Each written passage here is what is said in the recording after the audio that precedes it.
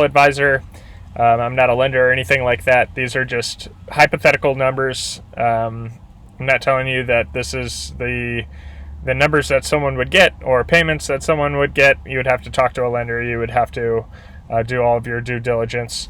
But anyways, here we go. So average mortgage rate in the United States right now, according to this article, median home price in the United States is $428,000 as of the first quarter of 2022. So the Fed approves a 0.75 point hike to take the rates to the highest since 2008. So what does this come into play? You can basically read all of this information, or just know that the Federal Reserve affects how the Federal Reserve affects mortgage rates. Federal Reserve implemented a fourth consecutive rate hike of 0.75 of a percentage point at its November meeting and signaled there might be more to come. While the Fed does not set mortgage rates, and the central bank's decision don't drive mortgage rates as directly as they do other products like savings accounts and CD rates, key players in the mortgage industry keep a close eye on the Fed, and the mortgage market's attempts to interpret the Fed's actions affects how much you pay for your home loan. Okay, so that's how the Federal Reserve affects mortgage rates in a nutshell. So let's use these numbers here, and this is again for Missouri. It might be different from state to state, and I'm putting in a relatively high credit score, and I put in 20% down. I would disregard this. Okay, so let's run some numbers. So 337,000 times 1.04. Oh, did that wrong. Let's see. So let's do median house price times 1.04 to the 15th power. This is hypothetically how much the home value will be worth in 15 years if it appreciates by 4% average annual, 4% annual average compounding interest. Sorry, it's hard to say. But anyways, I'm getting this number right here, that 4%, from, let's see, technical difficulties, sorry. There we go. On average, the U.S. housing market has seen price appreciation of 4.4% annually since 1991, so I'm just taking an average. Could be different from area to area. So in theory, a $430,000 house in 15 years could be worth $775,000 essentially. So, and then going to Dave Ramsey's numbers, so say at the end of 15 years your house is worth that much, and how much money could he actually get if you were to sell it or whatever. You could do a bunch of things to liquidate some cash. You could do a cash out refinance. You can do a lot of things essentially. But let's see here. Let me show you how much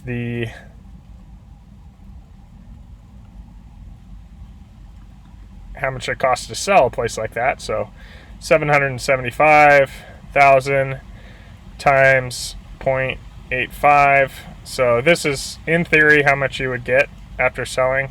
Oh, did I put 0.8? Sorry about that. Let's do 775,000. So that's hypothetically how much the house costs in 15 years. You multiply that by 0.85. According to some Dave Ramsey numbers, 658,000. So hypothetically, after selling a house, this is how much you could possibly get. Again, there's other ways to liquidate money. And then if we have the same tax structure that we have right now, you would possibly pay capital gains, long-term capital gains tax on the value of the home when you bought it, and pretty much this value right here. So, and again, I'm not a specialist in that, so I would just like make sure by asking the right people if that's correct or not. I'm not a CPA. So, anyways, where am I getting this from? This is straight from Dave Ramsey. Let's see here. Sorry, it's taking me a second. Okay, here we go. Dave Ramsey, cost to sell a house. The average cost to sell a house is nearly 15% of its sale price, which includes agent commissions, home improvements, closing costs, and moving fees. So if you were to sell a home for $250,000, you might pay around $37,000 to cover selling expenses. And the big operative term here is might. This is just a big estimate from Mr. Ramsey and his business. Okay, so there you go. So there are some projections, I guess you could say. And let me go through a couple more things here. So let me go to calculator.net. Here's the loan amount. Say you're to put 20% down. Loan term 15 years. And your interest rate is 6.6%. Excuse me, I'm getting a dry throat. Apologize about that. Okay, so here are your principal payments, in theory. $13,000, $14,000, $15,000, $16,000, and so on and so forth. In theory, you'd be paying 36.6% in interest. And in principal, of course, you'd be paying $337,000. And then if we were to put a 30-year mortgage on it, $337,000, 30 years, 7.2. And again, I took that from the average rates in Missouri. You'd want to just do a simple Google search yourself, and maybe you can find some. Or if you wanted to, and I don't,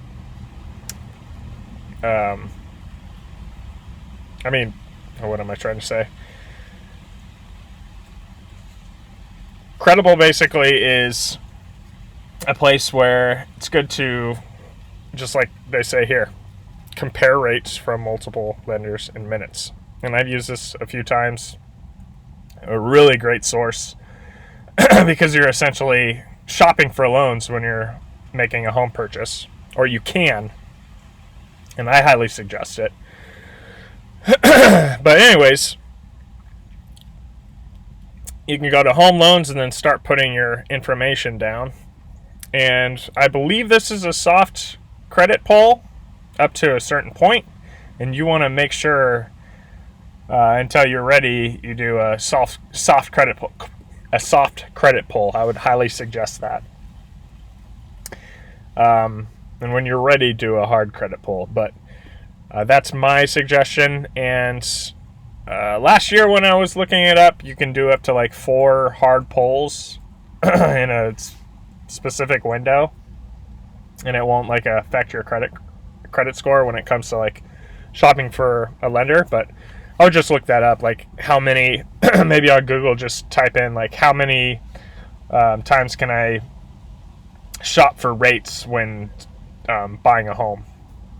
But anyways, this is a good way to get some preliminary numbers, or if you want to go with this as a final rate and you want to actually go with one of the lenders, more power to you. But okay, so let's evaluate a couple more things. How do you build your credit? There's a couple of good articles. I scrolled through this one. This is what you'd want to do before you purchase a home. This article has got some decent information, but there's some better ones out there. I apologize that I didn't find a really good source. In my opinion, this one isn't the greatest, but Building credit, that's something that you more or less have in your control before buying a home. Capital gains tax. So selling a home, avoid capital gains tax on real estate in 2022. So the tax laws may or may not change by the time you're really ready to sell your house or your real estate later on. But what is capital gains tax? A capital gains tax is the fee you pay from the profits made from selling an asset. Capital gains taxes can apply to securities, think stocks and bonds, and tangible assets, real estate, cars, and boats. The IRS and many states assess capital gains taxes on the difference between what you pay for an asset. So, say you paid $430,000 for that house, your cost basis, and what you sell it for, $775,000. So you take the difference between those, and that's what your capital gains tax would be in this hypothetical example. So this number right here minus this in this hypothetical example is what you can pay. Another thing to pay attention to when thinking about this is there's something called a 1031 tax deferred exchange, and you may be able to defer your taxes when you move the capital gains from one property to another. There's a lot of rules in that, and you'd want to talk to a 1031 expert, but that's just a gist. Well, let me go through all these and see if I made sure I talked about all of them. This is straight from Realtor.com, and I plugged in an interest rate of 6.6, and this is what it shows. That's the down payment. It's a hefty down payment, if you ask me. And then this is the estimated closing cost, $16,000. So what is $16,000 plus $84,000? That's essentially $100,000 needed to reach 20% for the median house in America. So definitely a big chunk of change, if you ask me, but that is relative. All right. And again, these are just numbers in theory. That is Dave Ramsey's numbers. This is how much you're potentially getting after selling a house after 15 years. 4% annually, and that's on average in the U.S., so could be different from market to market, and it most likely is from market to market. Capital gains tax.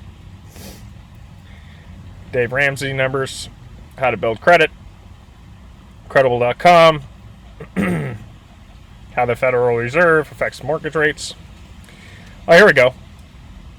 Millionaire Real Estate Investor. I highly recommend this book. One of the best things that I've learned from it is that wow, my throat is really dry. Let me just get some liquid in me. Yeah. Okay, sorry about that. Okay, so one of the best pieces of information, and if you're considering being a real estate investor, is buying at the lower end of the median home price in a given market. So you can basically buy a house and then rent it out later, possibly, if you want to. So you don't have to sell it. You can rent it out and get cash flow or whatever. So this is a really, really great book. I highly, highly, highly recommend it if you enjoy the process of wealth building. It's even on YouTube. You can listen to it. But Anyways, let's see. On to the next one. That is the median home price. Average rates.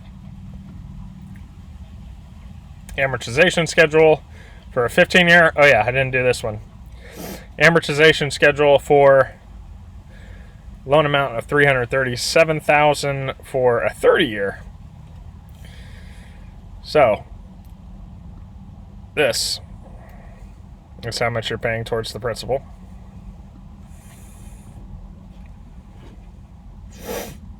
So to build wealth, you're more or less relying on the appreciation of the house, or you're relying on cash flow, or you're relying on a flip,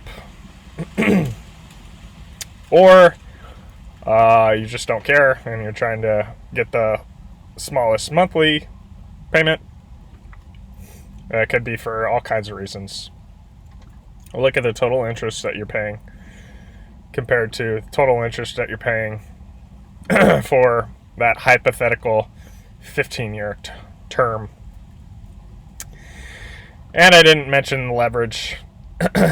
So you could possibly rent it out and get more cash flow if you have this this payment. But basically, whatever you prefer. Personally, I like the prospect of just giving myself the best possibility of building wealth. Anyways, I hope that I didn't cough too much and annoy the hell out of you because of that, because it did to me.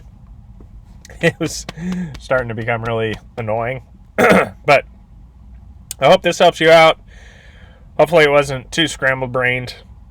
Again, these are just numbers in theory, given median values and averages and stuff like that. Of course, you'd want to talk to a lender, or hopefully, maybe you could pay cash for something like this. I don't know. That would be super awesome. But anyways, it's Thursday. Hope you have a great weekend. Friday's right around the corner. All right, take care.